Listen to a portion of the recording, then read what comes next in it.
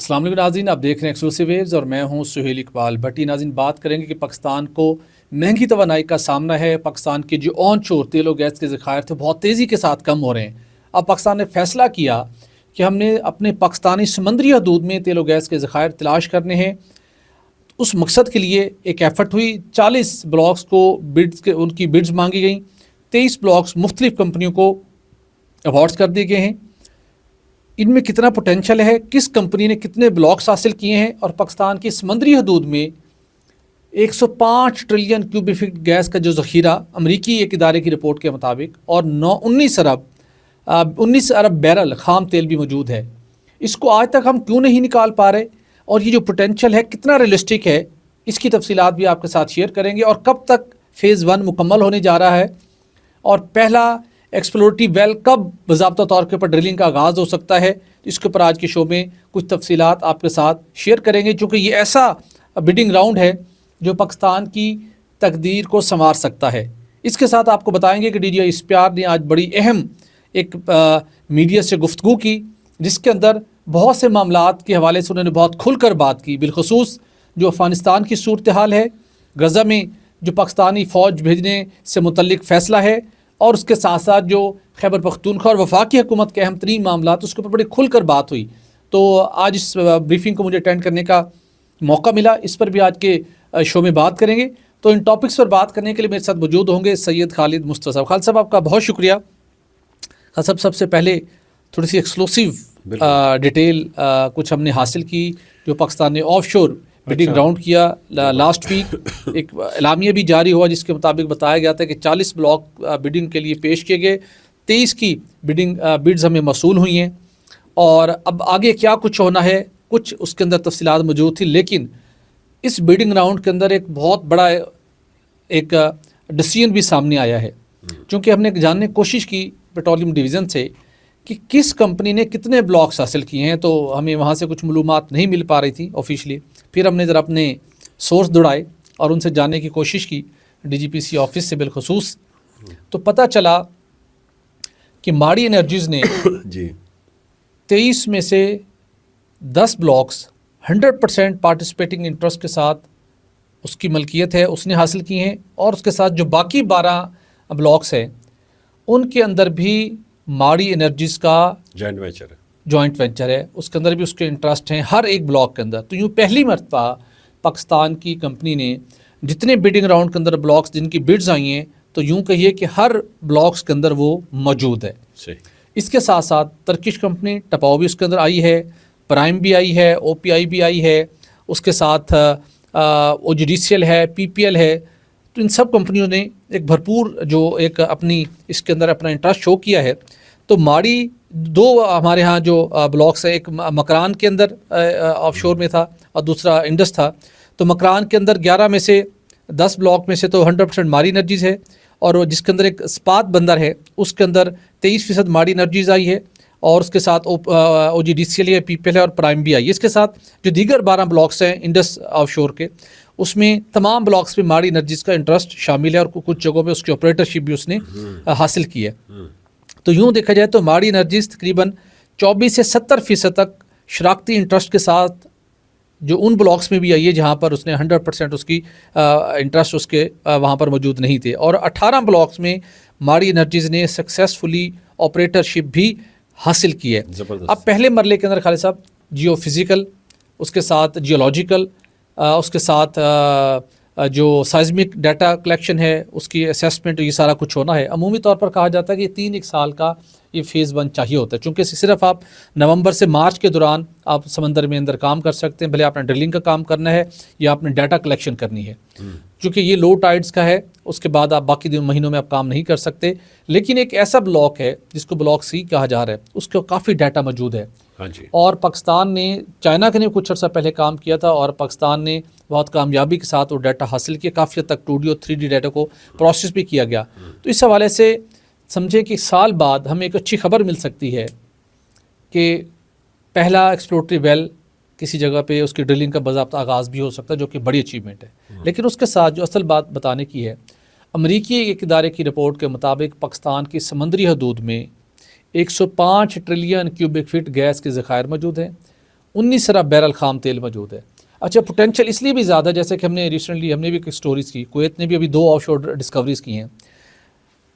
उस इदारे की रिपोर्ट के मुताबिक पाकिस्तान की समुद्री हदूद के मशरक़ में इंडिया है, वहाँ पे एक ऑफशोर बड़ी डिस्कवरी मौजूद है। सही। हमारे मगरिब में पर्शियन गल्फ कंट्रीज़ हैं, वहाँ पर भी बेपनाह तेल और गैस के ज़खायर मौजूद हैं, जो कि अरबों डॉलर उन मसनूआत को, खाम तेल को एक्सपोर्ट करके, गैस को एक्सपोर्ट करके वो कमा रहे हैं।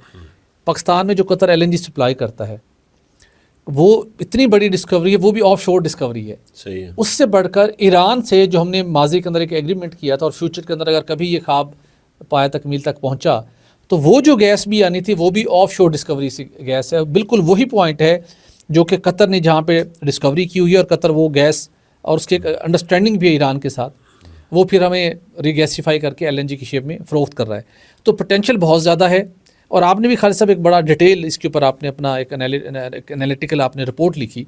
किस निगाह से देखते हैं इस इनिशिएटिव को, और तवक्कुआत ये की जा रही है, आलमी इदारे कह रहे हैं कि पाकिस्तान का ऑफशोर का जो पोटेंशियल है वो पाकिस्तान की तकदीर संवार सकता है, चूँकि पाकिस्तान अपना 79% जो डिस्कवर्ड रिजर्वायर थे क्रूड के इस्तेमाल कर चुके हैं, और 68% जो गैस के ज़खायर थे जो डिस्कवर्ड हैं पाकिस्तान उनको इस्तेमाल कर चुका है। बड़ा ज़रूरी है कि पाकिस्तान कुछ बड़ी डिस्कवरीज करे ऑफशोर में जाके। तो आप किस निगाह से इस मूव को देखते हैं? बड़ी साहब बहुत बहुत शुक्रिया। मैं समझता हूँ कि जो इस वक्त तक की जो प्रोजेक्शंस हैं, जो अमेरिका का जो अदारा है उसने जो अपनी फाइंडिंग्स दी हैं हमारे जो ऑफशोर का जो इलाका है उसके मतलब, और पोटेंशियल की जो बात की है उसने, वो तो बड़ी जो है ना अब यानी कि वेलकमिंग है, और उसकी वजह से उम्मीदें तो बन जाती हैं।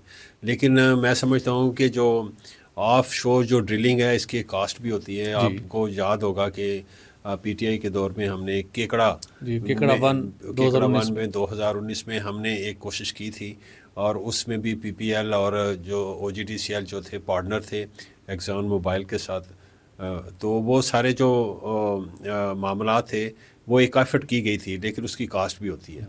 तो सवाल ये पैदा होता है कि इस पे हमें जो है ना एक्यूरेट जो है ना हमें अब जो है ना स्ट्राइक करने की ज़रूरत है एक्यूरेसी के साथ, ताकि हमारी एफ़र्ट्स ज़ाया ना जाएं।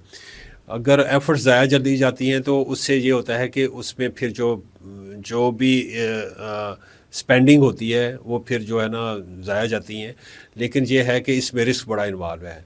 तो मैं तो इसको इट्स अ वेलकमिंग डेवलपमेंट के $1 बिलियन की इन्वेस्टमेंट यानी का उसका यानी कि रास्ता जो है निकल रहा है इस हवाले से। लेकिन ये है कि मैं चाहूँगा कि जो बाहर की कंपनीज है ना बड़ी, अगर वो आती तो ज़्यादा अच्छा होता। लेकिन मैंने इस पे बड़ा काम किया, तो मुझे किसी ने ये जवाब दिया कि कभी इसकी $85 बिलियन $85 पर जो था ना बैरल थी कास्ट, फिर आहिस्ता गिरनी शुरू होगी, $75 पर बैरल हुई, फिर आजकल बिलो 65 हो गई है। तो ये जो है ना अब जो है ना आ रहा है दौर एक्चुअली रिन्यूएबल्स का, EVs का, ठीक है ना, तो मिनरल्स का दौर आ रहा है।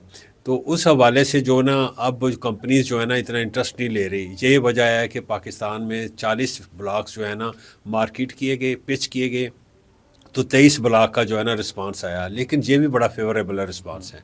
लेकिन ये आपको जहन में रखना चाहिए कि लोकल जो कंपनीज है हमारी मारी एनर्जीज, इसकी जो पार्टिसिपेशन है वो विद अ बैंक आई है, वो सबसे बड़ी है। तो अगर कोई बाहर की भी आती और उसके साथ कोई टेक्नोलॉजिकल हमारा जॉइंट वेंचर होता तो मैं समझा था वो ज़्यादा बेहतर होता। लेकिन मैंने मजबूरी बता दी है कि जो इंटरनेशनल जो हमारा जो चल रहा है इस वक्त मार्केट में, कि इन जो इंटरनेशनल E&P कंपनीज हैं वो अब इतना ज़्यादा इंटरेस्ट नहीं ले रही। लेकिन जब सवाल ये पैदा होता है कि जो हमारे जो 17 जो ब्लॉक्स थे उसमें बिड्स क्यों नहीं आई, तो फिर मैंने बातचीत भी की थी लोगों से। उन्होंने कहा जी कि बांग्लादेश में हाल ही में एक बिडिंग राउंड हुआ है, इस हवाले से कोई भी बिड नहीं आई, ठीक है ना, और वो ऑफशोर हुआ है। से तो बहुत बड़ी तो उसके हवाले से हमारा जो है ना बहुत ज़्यादा इनकरेजिंग है जो भी पार्टिसिपेशन हुई है। लेकिन भट्टी साहब उससे पहले जो था वो सितंबर में एक हमने ऑफ शोर जो थी ना ब्लॉक्स जो थे ऑन शोर ब्लॉक्स वो मार्केट किए थे, जिसमें 23 ब्लॉक्स हमने पिच किए थे सिर्फ एक ब्लॉक में, वो भी मारी एनर्जी वालों ने कुछ वर्क यूनिट्स जो थे ना उसमें हासिल किए थे। लेकिन 22 जो आपके ऑन शोर ब्लॉक्स थे उसमें कोई भी किसी, बल्कि इवन हमारी जो लोकल कंपनीज हैं उनकी तरफ से जो थे ना वो पार्टिसिपेशन नहीं हुई थी। उसकी वजह मैं आपको बता देता हूँ। वो वजह ये है कि ये सारे के सारे जो 22 ब्लॉक्स थे ऑन शोर जो सितंबर में जो बिड किए गए थे, ये सारे के सारे अबंडेंट थे ब्लॉक्स, और ये पीपीएल ने बंडन किए हुए थे, ओजीडीसीएल ने बंडन किए हुए थे, और भी कंपनीज ने बंडन किए हुए थे। दोबारा इसको रीलॉन्च कर दिया गया। तो मैं समझता हूँ कि डीजीपीसी को भी इन चीज़ों का ख्याल रखना चाहिए जब वो मार्केट कर रहे होते हैं ब्लॉक्स वगैरह, तो दोबारा रेपिटेशन ना करें। जो ऑलरेडी अबंडेंट है वो दोबारा आप क्यों पेश करते हैं। बिल्कुल ठीक, बहुत दुरुस्त आपने कहा। और जहाँ तक गैर मुल्की सरमायाकारी की बात है, मैंने भी एक ज़रिए से जानने की कोशिश की, तो उन्होंने कहा कि अभी भी बल्कि शायद आने वाले दिनों में एक बड़ा सरप्राइज़ मिले। ब्लॉक्स मुख्तलिफ कंपनीज ने ख़रीद लिए हैं। अब इंटरनेशनल इन्वेस्टर्स के लिए ड्यू डिलीजेंस करना कि इस कंपनी के साथ जाना है, तो अभी गोल्डन अपॉर्चुनिटी मौजूद है। और कभी इम्कान है कि इस स्टेज के ऊपर भी किसी भी वक्त गैर मुल्की सरमायाकार, गैर मुल्की कंपनियां, जिन कंपनियों ने ब्लॉक्स हासिल किए उनके साथ वो पार्टिसिपेटिंग इंटरेस्ट में वो शामिल हो सकते हैं। बट सब एक फाइंड निकल आए ना, सिर्फ एक फाइंड, तो दूसरे ब्लॉक्स जो है ना ऑटोमेटिकली जो है ना इंटरनेशनल मार्केट जो है ना वहाँ पे जो है ना जलगार कर देंगे। सब जितना डाटा का भी प्रोसेस किया गया ना, ये बड़ा मतलब थोड़ी सेंसिटिव इन्फॉर्मेशन हासिल की मैंने। जो डाटा पहले से मौजूद है, कुछ चाइना से भी लिया गया है। बहुत जल्द खुशखबरी मिलेगी कौम की। हमारा ये वाला जो पॉडकास्ट है संभाल के रख लें। जो फेज़ 1 का वैसे टाइम है 3 साल का इस काम होने का, लेकिन बहुत सा काम हुआ है जी। और जल्द ड्रिलिंग शुरू होगी और जल्द इंशाल्लाह खुशखबरी मिलेगी। तो खालिद साहब आगे बढ़ते हैं और DGISPR की बड़ी अहम एक लेफ्टिनेंट जनरल अहमद शरीफ की बड़ी इंपॉर्टेंट मीडिया ब्रीफिंग थी, मुझे उसको अटेंड करने का मौका मिला। और खैबर पख्तूनख्वा से भी कुछ हमारे सीनियर जर्नलिस्ट ने वहाँ पर शिरकत की, और पाकिस्तान के दीगर भी मायनाज और सीनियर जर्नलिस्ट वहाँ पर मौजूद थे। मुजीबर रहमान शामी साहब, हामिद मीर साहब, बाकी लोग भी। तो आसमा शराजी साहबा खुल के सवालों का और सेशन हुआ। और इस अच्छी बात ये थी कि ये सारी डिस्कशन ऑफ द रिकॉर्ड नहीं थी, और कहा गया कि ये ऑन द रिकॉर्ड है, आप कोट कर सकते हैं। तो इस डिस्कशन तकरीबन आप यूँ समझे कि 2.25 घंटे का ये सेशन था। लेकिन उसके अंदर जो बड़ा इम्पॉर्टेंट जो पहलू था, भारत को बड़ा वाज़ेह पैगाम था उस सारी ब्रीफिंग में, अफ़गानिस्तान को बड़ा वाज़ेह पैगाम था, और पाकिस्तान की जो सिक्योरिटी के मसाइल हैं और जो हमारे इंटरनल यहाँ पे पॉलिटिकल क्रिमिनल नेक्सस है जो दहशतगर्दों को सपोर्ट करते हैं, उसके ऊपर बड़ा फोकस था। तो पहली बात तो जहाँ से आगाज़ हुआ, बड़ा वाज़ेह पैगाम दिया, और कुछ लोगों के वहाँ पे मौजूद हमारे जो साफ़ी आज़ाद मौजूद थे उनके लिए परेशानी भी थी कि इम्प्रेशन शायद मिल रहा है कि CMKP के सुहेल अफरीदी की शायद दिन गिने जा चुके हैं। तो फिर उन्होंने इस तासुर को ज़ाहिल किया। बुनियादी तौर के ऊपर तमाम तर वो वीडियोज़ एविडेंस वहाँ पर पेश किए गए, पूरे फैक्ट्स एंड फिगर बताए गए कि तीरा का जो इलाका है और खैबर जहाँ से ताल्लुक़ रखते हैं मौजूदा चीफ मिनिस्टर KP के सुहेल अफरीदी, वो मंशियात का गढ़ है। सही, उसका बेनिफिशरी अफ़गान तालिबान भी हैं, फितन ख़वारिज के लोग भी हैं, और पाकिस्तान के बाकी इलाकों में भी यहाँ से तैयार होने वाली मंशियात जाती है, और वहाँ के लोग भी बेनिफिशरी हैं। यस। और यहाँ पे जो उस बड़े पैमाने के ऊपर 1 एकड़ के जो वहाँ पे उनका पोस्ट कास्ट करने का उनको जो मुनाफा है वो 18 से 25 लाख रुपए। अच्छा। और फिर वहाँ पे आइस भी बन रही है, बाकी चीज़ें बन रही हैं, और पाकिस्तान का मुस्तकबिल वहाँ पे एट स्टेक है उस इलाके की वजह से। सिक्योरिटी फोर्सेस कार्रवाइयाँ करती हैं, लेकिन पोलिटिकल क्रिमिनल नेक्सस और फितरल ख़वारिज के लोग वहाँ पे जो सारे लोग ये काम करते हैं उनको प्रोटेक्शन देते हैं। वो इंडस्ट्री बन गई है, इंडस्ट्री बन गई, और उसका हिस्सा, उस आमदन का हिस्सा अफ़गान तालिबान तक भी जाता है। तो उन्होंने कहा जी यहाँ पे पहले भी कार्रवाइयाँ रही हैं, आइंदा भी होंगी, इंटेलिजेंस बेस्ड कार्रवाइयाँ हैं, उसको हम ये नहीं टारगेट कर रहे। वहाँ पे मुंतखब किए, एक प्रोसेस के तहत आए हैं, उनका अपनी जगह के ऊपर है। बल्कि उनसे एक सवाल भी हुआ कि जो कि उन्होंने एक पेशावर में एक प्रेस कॉन्फ्रेंस की थी बहुत बोल्ड। तो उन्होंने कहा जी कि मैं इतना कहूँगा कि इस वक्त जो सुहेल अफरीदी और चीफ मिनिस्टर खैबर पख्तूनख्वा हैं, बाकी जो कानूनी प्रोसेस है, सिक्योरिटी फोर्सेस एक्शन करती हैं, वो जारी रहेगा। उसके साथ एक बड़ा तासुर था, अफ़गानिस्तान प्रोपेगेंडा कर रहा है अफ़गानिस्तान इंडिया के साथ मिलके, सही, कि कुछ अमेरिका के साथ पाकिस्तान का एक ऐसा मुआहदा है जिसके ज़रिए से कुछ ड्रोन्स उड़ते हैं और वो जाके वहाँ पर अटैक कर रहे हैं अफ़गानिस्तान में। उन्होंने कहा कि ये बिल्कुल मनगढ़ंत स्टोरी है, इसके कोई हकीकत से ताल्लुक़ नहीं है। वज़ारत इत्तलात व नशरियात इसको कैटेगोरिकली डिनाई कर चुकी है। किसी मुल्क के साथ हमारा मौदा नहीं, और कोई अमरीकी ड्रोन पाकिस्तान की सरजमीन को इस्तेमाल करके वहाँ पे कुछ हमले नहीं कर रहे, बिल्कुल वाज़े किया। साथ उन्होंने अगली बात बड़े वजाहत के साथ की, सीज़ फायर मौजूद है, 6 नवंबर को दोबारा टॉक्स होनी है। यहाँ पर कोई दहशत गर्दी का वाक़या हुआ, अफ़गानिस्तान को बहुत वाज़े बता दिए कि जंग सीज़ फायर ख़त्म, जवाब देंगे। और उसके साथ अफ़गान तालिबान को उन्होंने बताया कि हमने बड़ी खुली ऑफ़र की है, आप चाहते हैं ना कि वो जो TTP के लोग हैं वो वापस आना चाहते हैं, उनको ये नहीं करें, करिए उनको आने देना, उन्हें करें हमारे हवाले, जितने भी लोग हैं। हमारा आगे काम है, हमारा आइन और कानून क्या कहता है वो हम बाद में देखेंगे। सही है, हमारे हवाले करें। यस, और अगर आपके कंट्रोल में नहीं है तो आप साइड पे हो जाएं, हम उनसे निपट लेंगे, जिस जगह पे बैठे होंगे हम उनको नहीं छोड़ेंगे। और दूसरों ने बताया BLA के लोग और बाकी जो सब लोग हैं वहाँ पर, उनको अफ़गानिस्तान में शहरी आबादियों में फिक्स किया जा रहा है, बसाया जा रहा है, ताकि मुस्तकबिल में कोई अटैक हो तो हम कहें जी देखिए जनाब ये तो शहरी आबादी थी, यहाँ मासूम लोग रहते थे। तो उन्होंने कहा कि हम ढूंढेंगे इनको फिर भी वहाँ से। पहला ऑप्शन ये कि अफ़गान हुकूमत खुद उनके खिलाफ कार्रवाई करे। इंडिया को वाज़ेह पैगाम दिया गया, इंडिया ने अब ये एक मलाहा को गिरफ्तार किया और एक उन्होंने कोशिश की, अब समंदर के अंदर फॉल्स फ्लैग ऑपरेशन की। इंडिया के लिए वाज़ेह पैगाम था कि आप ज़मीन के ऊपर फॉल्स फ्लैग ऑपरेशन करें, फ़ज़ा के मतलब झूठी बात करें, ये समंदर में जाके प्रोपेगेंडा करें कुछ, हम आप अगर आपने कोई हरकत की तो पहले से शदीद हमारा जवाब होगा। सही, बड़ा वाज़ेह के वजाहत के साथ बात की उन्होंने। और उसके साथ आखिरी पॉइंट ऐड करना चाहूँगा कि जो उन्होंने कहा कि वहाँ पे गज़ा में फ़ौज भेजने से मुतल्लिक उन्होंने कहा जी कि हम जो भी हुकूमत होती है, तमाम जो भी रियासत होती है हुकूमत पर मबनी होती है, हम तमाम पाक फ़ौज समेत तमाम रियासती इदारे उनके अहकामात मानने के पाबंद होते हैं। गज़ा में फ़ौज ने जाना है, नहीं जाना, कब जाना है, कितने लोगों ने जाना है, किन शराइत पर जाना है, जो पार्लियामेंट और हुकूमत तय करेगी हम उसके पाबंद हैं। ओवरऑल उन्होंने बड़ी वजाहत के साथ प्रेस कॉन्फ्रेंस की। बलूचिस्तान के हवाले से बड़ी हौसला अफजा बात थी कि वहाँ पे जो पॉलिटिकल क्रिमिनल नेक्सेस है उसमें तेज़ी से कमी आ रही है। ज़बरदस्त। रवां साल 1667 दहशतगर्दों को जहन्नुम वासिल किया गया है और ये सिलसिले जारी रहेंगे। और उन्होंने वजाहत की उन्होंने कि जो पॉलिटिकल क्रिमिनल नेक्सेस है, टेररिस्ट को जहाँ से सपोर्ट मिलती है, अगर हमने दहशत गर्दी का ख़ात्मा करना है तो हमें इसको ब्रेक करना होगा। ये क्रक्स था उनकी पूरी डिस्कशन का। और वो पूरी उम्मीद थे कि जिस तरीके के साथ एफ़र्ट्स हो रही हैं और उसकी वो उनका नतीजा मिलेगा। आवाम को भी चाहिए जो फितरन ख़ारिजिन इलाकों में बसते हैं उनको सपोर्ट मत दें, अपने इलाकों में उनको निकालें, कहीं मौजूद हैं सिक्योरिटी फोर्सेस बताएं, उनको अपने घरों में रहने, उनको फैसिलिटेट मत करें। फिर जो उनको बना देगा, सपोर्ट देगा, उसके खिलाफ भी कार्रवाई होगी। भट्टी साहब बहुत ही अच्छी इन्फॉर्मेशन दी है, मुझे इससे बड़ी तसल्ली हुई है। लेकिन मेरे कुछ क्वेश्चंस हैं वो इस हवाले से हैं कि इस वक्त जिंगोइज़म का फिर माहौल जो है इंडिया में बढ़ गया है। उनकी जो हमारे बॉर्डर्स के साथ बहुत ज़्यादा जो एक्सरसाइजेज़ हैं, मिलिट्री एक्सरसाइजेज़, बेशक वो एरियल हों, बेशक वो ज़मीनी हों, बेशक वो नेवल एक्सरसाइजेज़ हों, समुंदर में हों, उनमें इजाफ़ा है और अनप्रेसिडेंटेड इजाफ़ा है।